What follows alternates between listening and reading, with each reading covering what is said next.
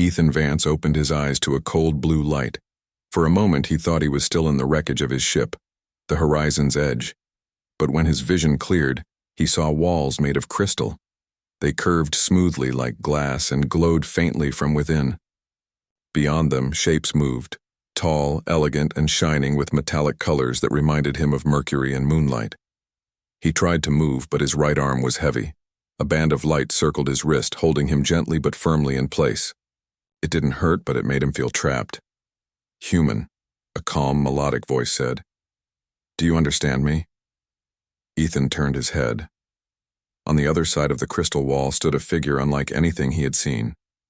She was tall and slender, her skin rippling softly like liquid silver under 1,000 reflections. Her eyes glowed faint violet, large and unblinking. A long robe of translucent silk shimmered around her. "I understand you," Ethan said slowly. His throat was dry. "Where am I?" The figure tilted her head, studying him as if he were a puzzle. "You are on Varelia, world of the Varelian ascendancy. You were found in the debris of a broken vessel that fell from the sky." Ethan exhaled with relief that they hadn't simply killed him. "Then I'm your prisoner?" "No," she said softly, though her voice carried through the air as if she spoke inside his head. "You are a guest." Her eyes flickered. "I am Queen Seraphine, voice of the many." Her tone was calm but strange, as though more than one person whispered behind every word she spoke. Ethan realized she was communicating through some kind of psychic link that reached his mind directly, yet without his consent. It felt like gentle waves brushing the edges of his thoughts. He didn't like it. "Please don't do that," he said firmly. Her expression changed, almost like confusion. "Do what?" "Talk in my head. Use normal sound." "Please." The Queen's lips parted slightly. She blinked, and for the first time he saw uncertainty in her. "You prefer sound, not thought?" "Yes," Ethan replied. "Humans speak with sound. It's our way." She nodded slowly. "Very well." A moment later, her voice came through the air instead of his mind. It was smooth and pleasant, like a song given shape. "Then I will speak as you do." Ethan felt a small relief. At least he had some control. Still, the crystal cell remained, and he could feel the light band on his wrist hum whenever he moved too far. He tested it once more, but it refused to let go. "You are safe," said Seraphine. "The restraint is only precaution. You were afraid when we found you." "Anyone would be," Ethan said dryly. "You're the first alien species I've met face to face." She seemed to find that fascinating. "Your mind shows strong walls. Most beings we meet allow open thought. You resist naturally. How curious." He looked her in the eye. "Where I come from, our thoughts are private. Our minds belong to us." The Queen studied him in silence for a long time.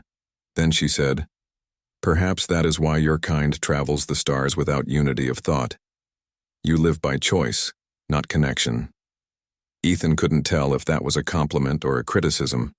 "Maybe that's what keeps us human," he said simply. Hours passed. The room remained bright, but there was no sense of time.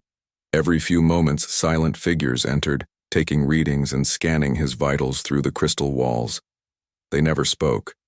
They looked like Seraphine, silver-skinned, tall, graceful, but their eyes lacked emotion. It was as though they were extensions of one being. When they left, the Queen returned. This time she carried a small orb that floated beside her, pulsing softly with light. "This will translate," she said. "I wish to learn about your species." Ethan sat on the smooth floor, arms resting on his knees. "What do you want to know?" "Everything," she answered simply. She began asking simple questions. What humans ate, how they built machines, what Earth's sky looked like. Ethan tried to describe clouds, rain, the warmth of sunlight, and the sound of waves against stone. Her expression softened as she listened. "Sound," she said thoughtfully. "You live surrounded by sound. Varelia is quiet. We hear only minds. I would like to hear your waves someday." You'd need an ocean first, Ethan said with a faint smile.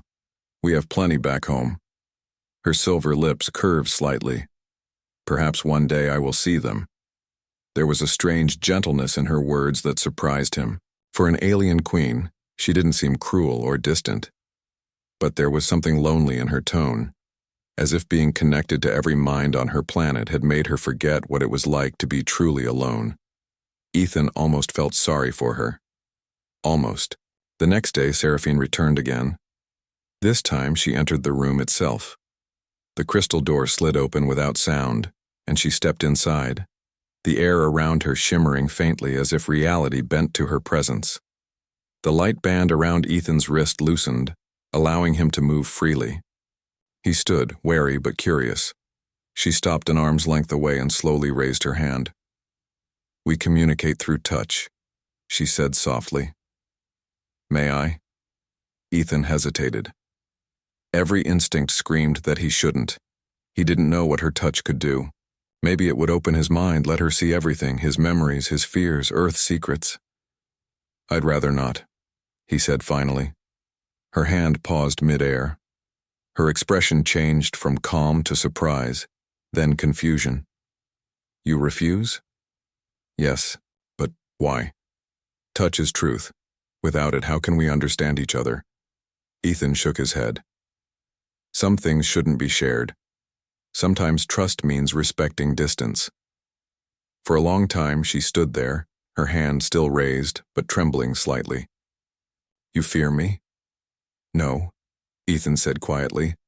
I just value privacy. It's how we stay ourselves. Her fingers lowered. The silver glow around her dimmed a little. In my world, no thought is hidden. To live without shared mind is lonely. Maybe, Ethan said, but loneliness teaches us who we are. Seraphine looked at him with strange intensity. For the first time, she seemed truly uncertain. Your words are small, yet they carry weight. I do not understand them. You don't have to, he said gently. You just have to feel them. She tilted her head. Feel. Another human word I wish to learn. Later, when she left, Ethan sat back against the wall, mind racing. He couldn't tell if she was an enemy or simply curious. But one thing was clear. The Varelians were powerful, and their way of life was built on complete unity. A race that shared every thought had no lies, but also no freedom. He looked at the glowing band around his wrist and whispered to himself, if they ever learn what freedom really means, they'll never be the same. Beyond the crystal wall, the queen watched through the dim light. She placed her hand against the glass, her expression unreadable. Why do you refuse to touch me? She whispered, the words almost lost in the hum of the chamber. Ethan did not answer. He turned away, eyes hard but calm. His silence spoke louder than any words could, and somewhere in the vast mind of the Varelian queen, a question began to grow, one that would change her empire forever. The crystalline room was quiet again, but the silence no longer felt like comfort. Ethan Vance had learned quickly that silence on Varelia carried weight. Every unspoken thought, every pause could be a message. Today the quiet felt heavier. Through the transparent walls he saw her first, Queen Seraphine, standing just beyond the chamber. Her silver skin shimmered faintly in the pale light, and her violet eyes held the same question as the day before. Her hand hovered near the crystal, but she did not touch. She watched him, her movement slow and deliberate, as if measuring the distance between them not with steps but with something deeper. You avoided my touch again, she said softly. The words were gentle, but there was an edge of curiosity that almost seemed like frustration. Ethan leaned back against the wall, keeping his hands in view. I already told you, he said. I don't share like that. Not everyone does. Not even your queen, Seraphine blinked. The tiny flicker of emotion in her face startled him. Most Varelians didn't show such reactions. They were calm, always precise, as if their emotions were a polished mirror reflecting the thoughts of the many minds connected to them. But she was different. She wanted something he couldn't give freely. Then how will I understand you? She asked. Her voice carried the weight of 1,000 minds, and yet she sounded lonely. We touch to know. You speak, yet I cannot touch. Your thoughts remain sealed, Ethan shrugged. Some things are not meant to be shared. Trust doesn't mean giving everything away. Sometimes it means respecting boundaries. The Queen tilted her head. Boundaries. A human word for distance? She repeated it slowly, as though tasting the syllables for the first time. In Virelia, there are no boundaries. All minds are open. There is no privacy. How do you live with such separation? Ethan thought about it. He imagined life without privacy, without the ability to think alone. It would be exhausting, even terrifying. We live by choice, he said finally. Freedom is worth the loneliness. Her eyes softened. Loneliness is different when chosen, she whispered. You endure what we cannot, that is admirable. For a moment he felt a flicker of connection, not through touch, not through shared thought, but through words, tone, and silence. Somehow this fragile connection carried more weight than anything she could have forced with her telepathy. Later that day, Ethan explored his chamber. The crystal walls were smooth and seamless, but there were panels of translucent light that glowed faintly under his fingertips. The room seemed alive, as if it adjusted to his movements and thoughts. Even the floor hummed softly when he stepped. He noticed that the Queen's attendants had placed small instruments along the walls, strange devices that pulsed with light and emitted soft tones.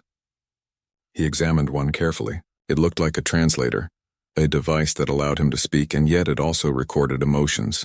Every sigh, every hesitation, every micro-expression was captured and analyzed. A thought occurred to him. The Virelians were not trying to hurt him. They were trying to understand him, but he didn't have to give them everything. He could resist while still being polite, while still being alive. Then the crystal door opened. Seraphine entered, moving with the fluid grace of water. She stopped a few steps away, and Ethan noticed her hand rise again. Not in aggression, not in command, but in the quiet gesture of inquiry. Why do you resist? She asked. The words were soft, but they seemed to echo in his mind, not through telepathy, but through the sheer intensity of her presence. I told you, Ethan said, keeping his voice calm. I value privacy. That's part of being human. Not everything is shared. Not everything can be measured or known. Seraphine studied him, her glowing eyes reflecting curiosity and wonder. In my world, privacy is unknown. Thoughts are shared from birth to death. Your kind must feel strange, lonely, and fearful. Sometimes we do, Ethan admitted, but sometimes it makes us strong. Our minds, our choices, our secrets, they are ours. That's what makes us human. The Queen stepped closer, though she stopped a safe distance away. Her eyes seemed to search for something deeper than words could explain. You teach without touching, without thought. How strange, how powerful. Ethan felt a small thrill of hope. She was beginning to understand, even if only a little. Strength is not in connection alone, he said. It's in choice, in courage, in knowing when to give and when to protect what matters. For a long moment, Seraphine remained silent. Then she lowered her hand slowly, almost reluctantly. You refuse to touch me, she whispered. And yet, you speak of things I cannot feel. You are not only human, you are brave. Ethan nodded. Maybe bravery is just another way of saying I refuse to surrender everything. Her gaze lingered on him, studying his every movement, every expression. She did not speak for several minutes, and in the silence, Ethan realized that their distance, physical, emotional, and mental, was teaching her something important. Something her people had never learned. That evening, the Queen brought something new, a small device that projected images in the air. Ethan watched as mountains rose from the floor, rivers curved through valleys, and oceans shimmered under a virtual sun. She was trying to show him Virelia in the way humans saw their own world, as a place of beauty, not unity of thought. You see, she said, gesturing toward the holographic rivers. We understand our world through mind link, not sight. This is different. I can see what you see. It's how humans understand the world, Ethan replied. We don't just see. We imagine. We question. We choose what matters. Seraphine's eyes softened again. Choice, yes. Your world has choice. Your people have freedom. She paused, then added, I do not fully understand it. Yet Ethan leaned against the wall. Maybe you will someday. And maybe it will change your people. Not by force, but by seeing what is possible. She tilted her head as if weighing his words. Humans, you teach without speaking. You resist without anger. You live without mind link, yet you live fully. You are... Remarkable. He allowed himself a small smile. We survive because we must. We fight because we care. That's all. Nothing magical. Nothing alien, just human. Seraphine's gaze followed him closely. Then she placed her hand against the crystal wall. The gesture was deliberate, intimate, yet careful. Will you never touch me? She asked softly. Ethan's heart beat faster. He could sense the weight of the question. In her world, touch was trust. In his world, trust was earned differently. Not yet, he said finally. Trust must be built. It can't be forced, not even by a queen. She lowered her hand slowly, but her eyes did not leave his. Then I will wait, she said. I do not understand fully, but perhaps I will. Ethan felt something strange, a flicker of respect, maybe even friendship. Here was a being who could connect to thousands of minds at once. Yet she was willing to wait, to learn, to see him as he was. That night, Ethan lay on the smooth crystal floor, staring at the faintly glowing ceiling. He thought about his world, about Earth, and about the people waiting for him somewhere far away in space. He thought about the Queen and her strange, elegant people. Somewhere in her palace, Seraphine lay awake too. Her mind was filled with questions she had never asked before. Loneliness, privacy, courage, choice. These were words without meaning to her people. And yet in one human she saw the answers. Why do you refuse to touch me? She repeated silently, almost like a chant. But now the question no longer carried frustration. It carried curiosity, respect, and perhaps the first spark of understanding. In that quiet, both human and Queen understood something profound. Connection was not only through touch or thought.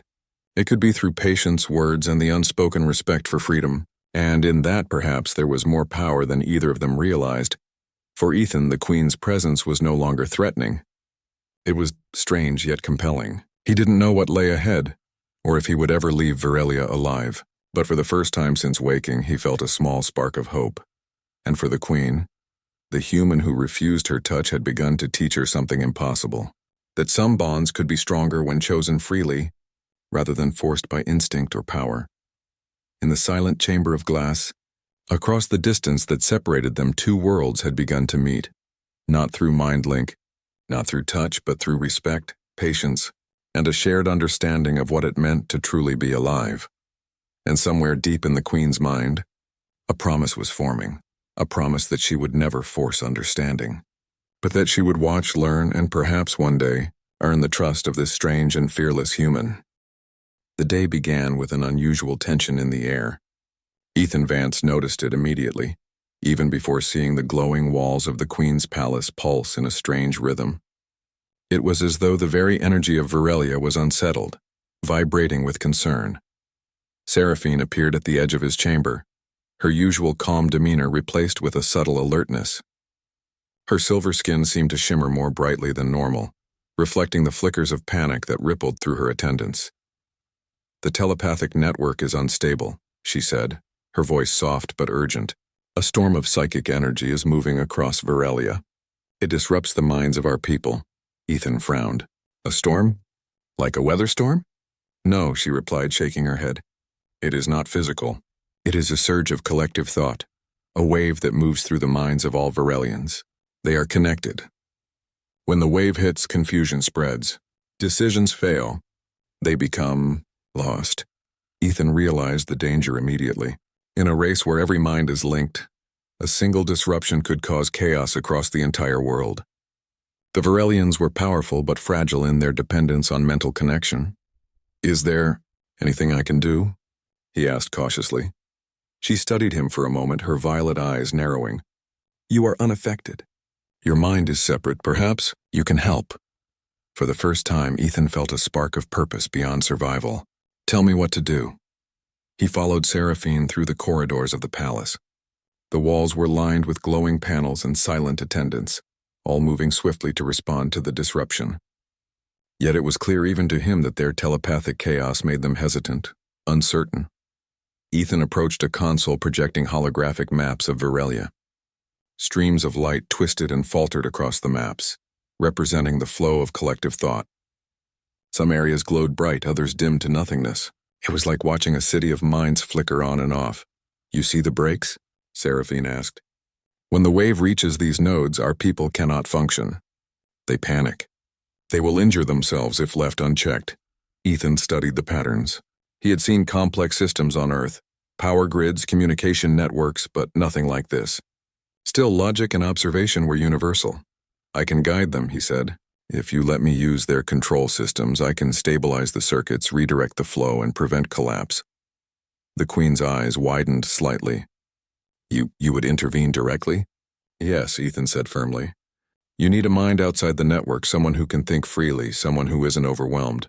Seraphine nodded. Very well. You will have my guidance, but act at your own judgment. Ethan placed his hands on the holographic interface, moving lights and symbols with deliberate gestures. His fingers hovered over the streams of energy, redirecting flows, stabilizing nodes, and activating failsafes. The panels responded to his logic. For every flicker of chaos, he found a solution, applying reasoning where instinct alone could not reach. The attendants watched, silent but curious, as a human who had never trained in Virelia's telepathy solved a problem that threatened an entire civilization. Minutes stretched into hours. Ethan's movements were precise, careful, and unhurried. He spoke only when necessary, guiding attendants and adjusting circuits. The Queen followed him closely, her eyes flicking between his hands and the glowing maps. Your method. It is strange, she said finally. We rely on connection, yet you rely on logic. You do not panic, Ethan glanced at her. I'm used to solving problems with my own mind. I can't rely on others' thoughts. I only have what I can see and think. That's enough, her eyes softened. Enough, yes. You teach me again. The storm lasted far longer than anyone had expected. Waves of psychic energy crashed across the planet, disrupting mind after mind. But under Ethan's direction, the nodes stabilized. Each failure was corrected before it could spread. Slowly, order returned. When the final surge passed, Virelia was quiet once more. The attendants exhaled in unison, some of them trembling with relief. Seraphine stood before Ethan, her posture proud but her eyes thoughtful. You did it, she said softly. Where thousands of linked minds failed, you succeeded alone. Ethan shrugged modestly. It was nothing magical, just observation and action, logic over instinct. No, she said, shaking her head. It was remarkable. You are remarkable. You act without the shared mind, without the network, yet you achieve what we could not. Humans, perhaps your independence is a strength we have never understood. Ethan noticed that her hand hovered near the crystal wall again, but she did not reach for him. Her restraint was deliberate, thoughtful. The question that had hovered between them, "Why do you refuse to touch me?" remained unspoken now, but it lingered in the space between them. He felt no fear, only curiosity, and a growing respect for the alien queen who dared to learn from someone unlike herself. That evening, Seraphine brought him to the palace balcony. The sky of Virelia was painted with shifting colors, violet, silver, and pale blue streams of light stretching across the horizon. Normally, such views would be unnecessary. Virelian saw the world through thought, not sight, but she wanted him to see as humans did. You have saved us today, she said, not by force, not by connection, but by choice and thought. You are unlike any being I have known. Ethan looked at the horizon, then back at her. We live by choice, he said simply. That's how we survive. That's how we grow. Seraphine nodded slowly, her fingers brushing lightly along the railing, not touching him but hinting at connection. You show me a world without forced unity, a world where individuality is strength. I do not fully understand it, but I wish to. Ethan smiled faintly. Then perhaps one day you will. She watched him carefully, her violet eyes reflecting both curiosity and something softer, admiration, maybe even a hint of longing. In Virelia, emotions were shared collectively, but for the first time she felt an individual connection. One that was not dictated by mind link but by understanding. The Queen's ministers were less understanding. They approached her privately, their voices sharp and worried. Your fascination with the human is dangerous, one said. He is outside our control. His defiance could inspire others. He threatens unity. Seraphine's gaze did not waver. He shows us another way, she said. Not one of chaos, but of strength through freedom. You fear what you do not understand. That is your weakness, not his, the ministers murmured in disbelief. They had never seen her defy the expectations of the many so openly. Yet Seraphine remained firm. The human had earned her respect. His actions during the storm proved that individuality could be powerful. Ethan remained unaware of these debates, focused only on understanding this new world and its people. Still, he felt the eyes of the Queen on him, steady and watchful, as if measuring every thought, every choice. Later that night, he sat in his chamber, staring at the glowing crystal walls. The storm of minds had passed, but its lessons lingered. For the first time, Ethan realized the depth of Virelia's dependence on connection, and the potential that lay in independence. Humans, he thought, were fragile and strong at the same time. They survived because they chose to. They acted because they could. Beyond the chamber, Seraphine stood on a balcony, gazing at the stars.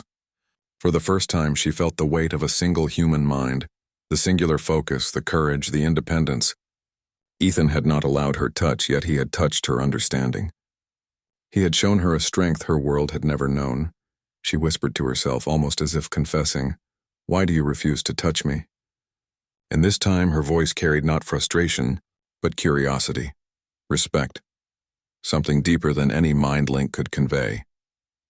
In the quiet palace of Virelia, across the distance of crystal and space, two worlds began to understand each other. Not through telepathy, not through touch, but through action, courage, and choice. Ethan had saved thousands by refusing to be controlled. And Seraphine had begun to learn that connection could be more than mind link. It could be respect, patience, and understanding.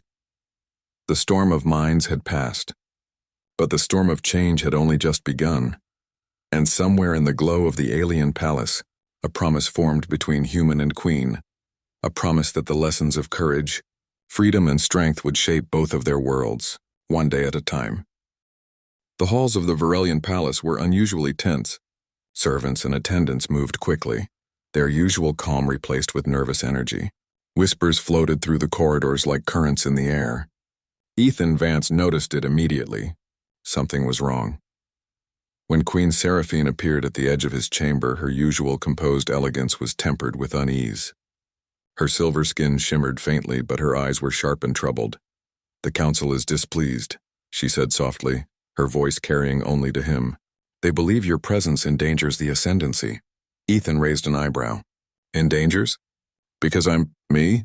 "Yes," she said, her gaze distant. "They see your independence as a threat.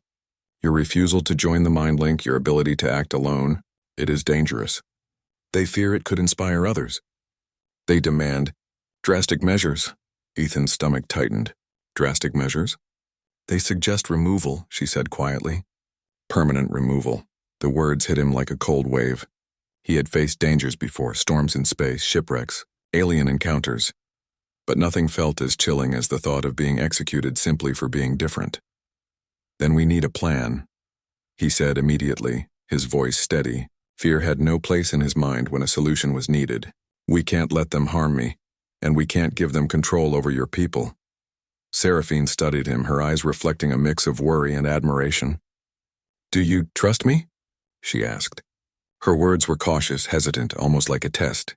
Ethan thought for a moment. Trust was not given lightly, especially not to an alien queen. Yet she had shown restraint, patience, and respect for his choices. Slowly he nodded.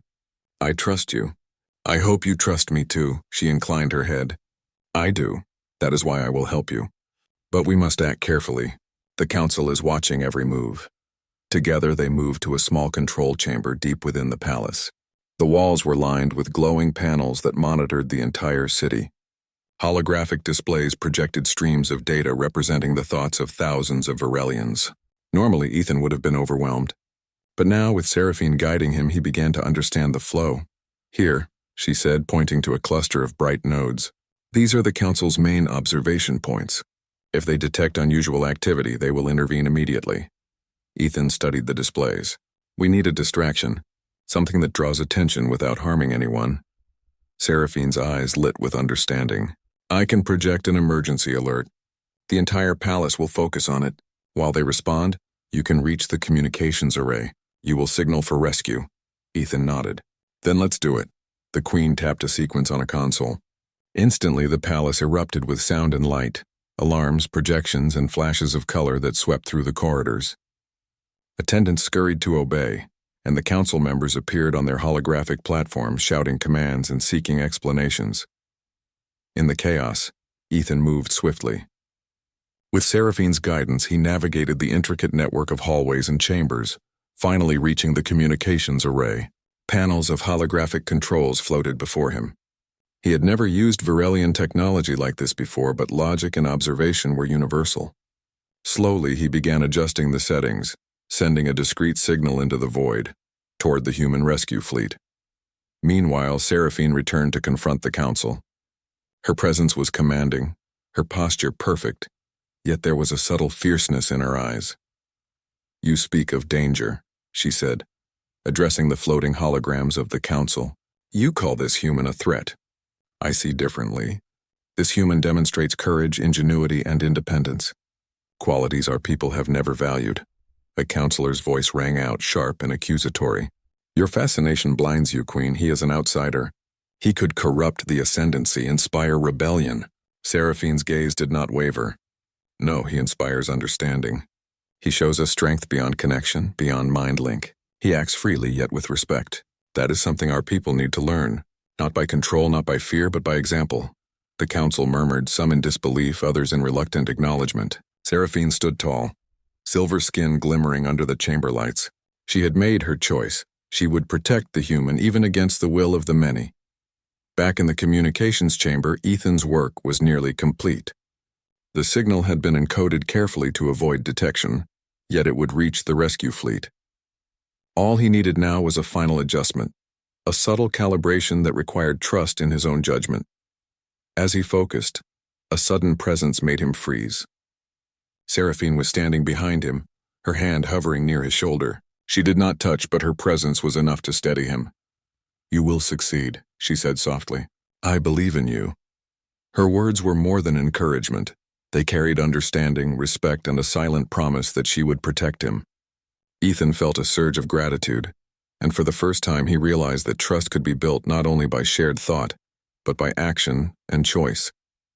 With one final adjustment, he activated the signal. It pulsed out into space, a beacon of hope, a call for rescue. The palace erupted again, not with chaos, but with reaction. The council noticed the signal almost immediately, but by the time they sought to intervene, Ethan and Seraphine had vanished from the main observation areas, hidden by the distraction she had created. They met in a small chamber above the city, overlooking Virelia's glowing skyline. Ethan could see the distant lights of the city flicker in response to the telepathic storm that still lingered. But now, thanks to his actions, the population was safe, stabilized, and unaware of how close they had been to collapse. Seraphine's eyes were fixed on him. "You did what I could not have done alone," she said quietly. "You saved them. All of them. And you did it without surrendering who you are." Ethan shook his head modestly. "I just acted." "That's what humans do. We think, we observe, and we act. That's how we survive." She tilted her head, her expression softening. "You are extraordinary, and yet you do not see it in yourself." He smiled faintly. "Maybe. But the truth is, anyone would act to survive. Anyone would do what they could for life and freedom." As they prepared to leave the palace, the council detected their absence. Alarm sounded again, and attendants rushed to contain the situation. But Seraphine stood firm, placing herself between Ethan and the approaching officers. "You will not touch him," she said, her voice sharp with authority. "He is under my protection. I will not allow fear to govern action. I will not allow misunderstanding to destroy courage." The counselors hesitated, shocked by her defiance. They had never seen her speak with such resolve, such independence. The Queen's loyalty to a single human was unprecedented, and yet it inspired awe. Ethan felt a wave of gratitude, but he kept his voice calm. "You've done more than protect me. You've taught them, and perhaps taught yourself too." Seraphine gave a small, almost shy smile. "Perhaps," she said, "but the lesson is not complete. There is more to learn, and more to see." They reached a secure chamber where a small shuttle awaited.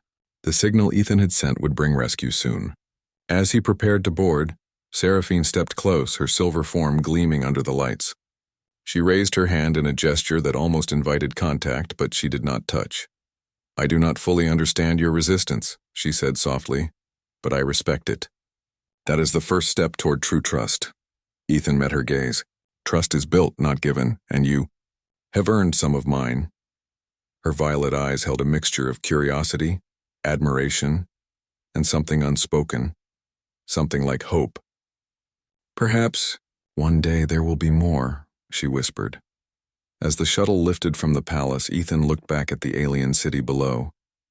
He had survived, yes, but more importantly, he had taught the Queen and her people a lesson in courage, choice, and freedom. Somewhere within the glowing towers, Seraphine watched the sky, feeling the echo of his presence, not through telepathy, not through touch, but through the understanding he had shared. She whispered once more to the empty sky, "You refused to touch me, and yet you have touched me in a way no one ever could." Ethan, aboard the rising shuttle, felt the weight of the moment. Their worlds were different, their minds unlinked, but something had changed. One human and one alien queen had begun to build a bridge between two civilizations, not with force, not with power, but with patience, respect, and trust. The storm had passed. The council had been defied. The human had acted, and the queen had chosen trust over fear. For both of them, the journey was far from over. But for the first time, hope glimmered in a way that neither Virelia nor Earth had seen before. And somewhere deep in Seraphine's mind, a promise took root, a promise to honor individuality, courage and freedom no matter the cost. The shuttle rose quietly from Virelia's glowing surface, slipping through the violet sky as though it were part of the atmosphere itself. Ethan Vance sat in the cockpit, his eyes fixed on the distant palace below. The alien city shimmered in soft silver and blue lights, its towers reflecting the aftermath of the chaos he had helped avert. The storm of minds had passed, but the lesson it left behind would linger for a long time. Beside him, the human crew worked silently, monitoring systems and responding to routine checks. None of them spoke of the events on the planet, yet Ethan knew that what he had done, what he had survived, would change the perception of humanity for this alien race forever. His thoughts drifted to Queen Seraphine. She had been more than a ruler. She had been a student of his courage, a witness to the human way of thinking, and an example of a civilization willing to learn from someone so different. He wondered how she felt now, alone in her palace, staring at the stars that he had so recently crossed. Back on Virelia, Seraphine remained on the palace balcony, her silver form luminous in the soft glow of the city below. The council had retreated to their chambers, murmuring doubts and fears, but she had made her choice. The human had shown her the strength of individuality, the power of choice, and the courage that comes from acting with purpose. She picked up the broken wristband Ethan had left behind when he had moved to the shuttle. It was simple, worn from travel, marked with the insignia of his ship. To her, it was more than metal and fabric. It was a symbol of trust, defiance, and the resilience of a single human mind in a world that valued collective thought above all else. "Humans," she whispered, her voice carrying into the empty palace halls. "They survive because they choose to. They act because they care, perhaps. One day my people will understand." Ethan's shuttle drifted silently through the upper atmosphere. For the first time in days, he allowed himself to relax. The crisis was over. The human signal had been sent and the Virelians were safe. Yet he felt a small pang of melancholy. He had faced danger, defied a powerful alien council, and survived. But in doing so, he had formed a bond. Not through telepathy or touch, but through shared understanding and respect, with someone who had captivated him in ways words could barely describe. The radio crackled softly. "Commander Vance, course set for Earth, estimated arrival 14 days. Ethan nodded, staring out at the expanse of space. He allowed himself a small smile. Humanity had survived again, not through force, but through courage and ingenuity. That was their way, and that was what set them apart. Meanwhile, on Virelia, the Queen began to make quiet reforms. She encouraged her people to explore individuality, creativity, and personal choice, concepts that had long been foreign to their collective way of life. Art, literature, and independent thought began to flourish in small circles. Inspired by one human who had refused to surrender himself entirely, the council grumbled, some in opposition, but her determination was unshakable. "Strength does not always come from unity," she declared in a meeting. "Sometimes it comes from freedom. Sometimes it comes from the courage to act alone and stand by one's principles." Her people began to observe these changes with curiosity. Children practiced independent thought exercises. Engineers developed solutions based on personal ingenuity rather than shared mind link. And philosophers debated the value of choice. All of it traced back to one human visitor, one spark that had ignited the understanding of individuality. On board the shuttle, Ethan reflected on his journey. Every obstacle he had faced, the telepathic storm, the alien council, the constant scrutiny, had taught him something about himself. Humans survived not because they were the strongest, but because they valued courage, freedom, and the strength to make their own choices. And perhaps, he thought, that was why other civilizations might fear humanity, yet secretly admire them. He opened the small compartment in front of him, retrieving a data pad from the wreckage of the horizon's edge. It contained logs, scientific observations, and personal notes about the Virelian world. His plan was to preserve it for future study, not to exploit them, but to share knowledge responsibly. Humanity thrived not by conquest, but by learning and understanding. That, he realized, was another lesson the Virelians had taught him: the importance of integrity in the face of temptation. Days passed, and the shuttle approached Earth. The blue planet emerged from the blackness of space, oceans and continents glowing softly in the sunlight. Ethan gazed at it with a deep sense of relief and belonging. Humanity waited below, unaware of the influence it had just exerted across the stars, unaware of the bonds that had been quietly formed on a distant alien world. But Ethan knew. Humanity had made its mark not through force or fear, but through its principles. That was the promise they carried: courage, ingenuity, and the respect for freedom, even in the face of beings far more powerful and connected than themselves. Back on Virelia, Seraphine held the human wristband tightly, contemplating the lessons she had learned. The alien queen had watched, listened, and reflected. She had seen the human act without fear, without reliance on telepathy, without surrendering his autonomy. And in that act, she had understood something fundamental about strength. She walked through the palace halls, now quiet, her mind alive with ideas for her people. The reforms were slow, but the seed had been planted. Children painted independently, philosophers debated freely, and engineers began to explore inventions that were the result of personal insight, rather than collective thought.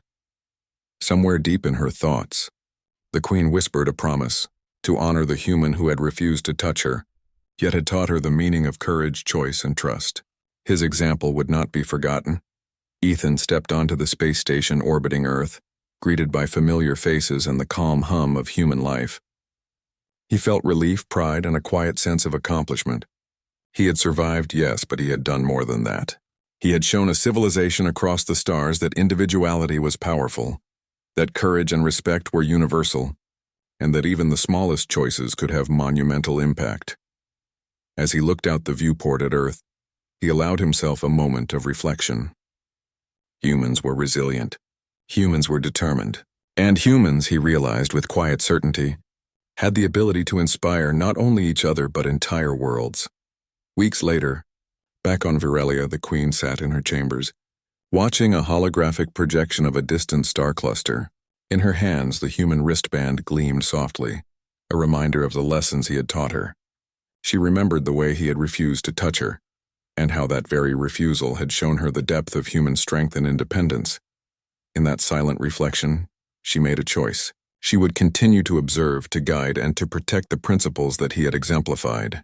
Humanity had shown her what it meant to be brave, to think freely, and to act with integrity.